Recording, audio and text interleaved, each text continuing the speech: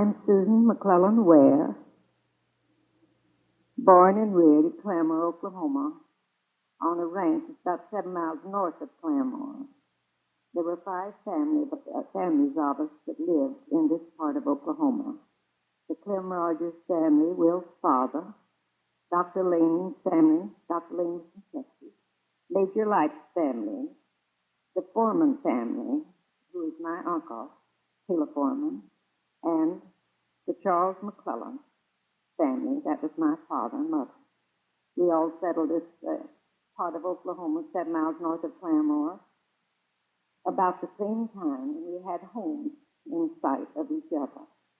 And our fathers were cattlemen, and we had many hundreds of horses and many thousands head of cattle, and I don't know how many acres of land. We grew up with Will Rogers was one of the boys in the neighborhood, and my older brother, Charles White McClellan, was his boyhood chum. They went to school at Willie Hospital College for a while together. And later my son went to a university in the South, and Will went on a trip to South America and many other points. But I always knew him, and he never came through Springfield, Missouri, without sending a message that he'd been on a certain plane, and I always took my family and went to meet him.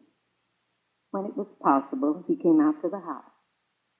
And we were very fond of each other, and his mother and father were such dear friends of my parents. And we children all grew up together, and Mrs. Sally Rogers McSpadden, his sister, and Mrs. Maud Rogers Lane, were 2 sisters that lived in Chelsea, that were 2 of my dearest and closest friends. And I've never had a friend that I loved more than Will Rogers and his sister. Now, Mrs. Ware, perhaps as a girl and with your brothers and so forth, when you were quite young, did you play with Will Rogers around the Oh, ranch? yes. On Sunday afternoons, the 5 families would meet together at one of the homes, and we all had pianos, and Will would sing every time he went to market to sell cattle, as he and my father often did. To Kansas City, they'd take train loads of cattle up and sell them at one time. And Will would always go around to music stores and pick up all the latest tunes and songs and bring them back. Then he'd come to our homes on Sunday, and one of the girls would play for him, and he would sing all these songs, and we'd sing together. And it was seldom ever Sunday passed by that Will and his cousin Clinton Light didn't come by our home and visit with us. Well, now, as a younger boy, what type of thing did he do? Recreational, outside of his singing, perhaps? How did he play? Like the average boy living on a farm? Yes, he liked to ranch. He liked to rope and ride horseback, and then we used to have what we called wolf hunts, jackrabbit hunts. We'd all go, often boys and girls from different states would visit us. We went away, all of us, to school. And when we'd come home, my father took maybe as many as 18 of us horseback, and we'd go out on these hunts. And often we'd drive. We had 11 English foxhounds at our ranch, and we'd take them, and they'd chase a wolf up into the cave on the top of a mound called McClellan Mound, north of our home. And our dogs would go in and get this wolf, and they'd pull him all the way down the side of this hill. And we thought that was great sport. When did you begin to perhaps notice, or did Will Rogers at a young age develop the humor which he displayed in later life? Yes, everything Will said was always funny. We used to laugh a great deal. He was just really the life of the party. He was so good-natured and so sweet and kind and lovely to everyone. And we were all very, very fond of Will. He was just a normal, fine fellow in every way. This is where I understand you that your husband is or was United States District Attorney at Kansas City? Yes. He is at the present? He isn't just now. He's back in his law practice in Springfield, Missouri. But he was for 8 years in Kansas City as United States District Attorney. And his full name name was what? Samuel McConnell Ware. McConnell. Now, down during the years, did you keep track and have frequent meetings with Will Rogers? Yes, I did. Will was very kind and considerate. He never came through Springfield that I didn't get a telephone call or a telegram saying that he would arrive on a certain plane. And I never failed during even snowstorms to go to the airport to greet him. You told me something about going through a snowstorm a minute ago. Tell me that again, will you? Well, I went to the airport to see Will, and the snow was so deep, it was knee-deep. And Will, when the plane came in, thought it was so bad that he would just sit in the plane. And when he thought I wouldn't come because of the weather. But when he looked out the plane window and saw me wading through the snow in galoshes and a long fur coat on, he laughed and got up and waved at me and put on his coat and came out. And we went into the coffee house there to get a cup of coffee. But we never got to where they served the coffee because so many people came up to it and shook hands with him. He was so popular that we never had our coffee drinks together, but we did enjoy seeing each other. I understand, too, Mrs. Ware, that he almost embarrassed you at one time. Not now, but I went to the train to meet him. And when I got there, he was with four other men, the quartet, and they were coming off the train, and there were many grips and things like that, and he was looking out, and there were a great many newspaper men there to greet him and to take him to the hotel to talk with him. But he happened to look out and see me, standing there with my four little boys and a little daughter. And he put his hand up and said, "Hi there, Susan. Wait for me." And he just climbed over all those bags and everybody that was nearby and came to our car and got in and went out to our home with us. And we enjoyed him so much, the children especially. He always knew how to entertain children as well as grown-ups. Then what happened that evening? Did you go to his performance? Yes, that night at the Shrine Mosque, he came out on the stage, and after talking for a while and had everyone in an uproar, he started twirling a rope. I was sitting on the second row, and he kept twirling it near my head, that is, up toward me, right in front of me, and I thought, oh my, I'd known him doing that to a number of people in New York, bringing them up on the stage to introduce them. So he looked down from the stage and saw there were no steps leading up to the stage.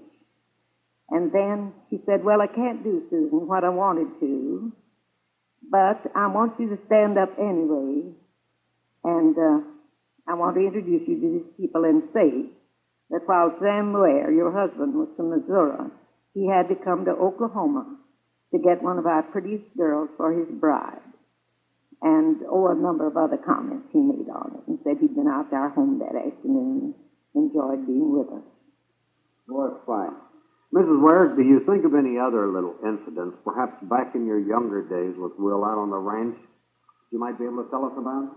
Well, the boys used to have what they called a stump dance. They would dress up like Indians and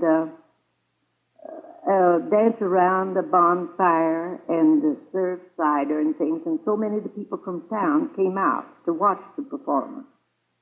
And Will always had a lot of fun, and my brother did too in this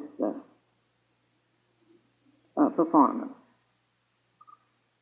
Any other incidents that you recall? We'd like to hear any that you happen to think Well, of. when I was going to school in the South at Cumberland University, my brother and I, Will came to Memphis one time with a rodeo, or we called them then roping contest.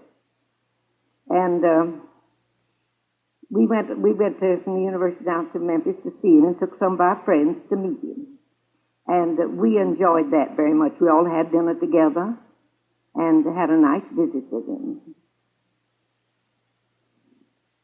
You went to the funeral of Will Rogers in California? Yes, when Will died, I went to his sister, Sally Rogers McSpadden, called me and told me and said, asked if I could go, and I told her yes. And she said, well, I'll meet you. We'll meet in Kansas City. So I left Springfield, and she left Chelsea, Oklahoma, and we met in Kansas City. And we were so anxious that no pictures be made of us. But but as we stepped down off the train, someone took a picture of Sally Rogers McFadden and me getting off of the train.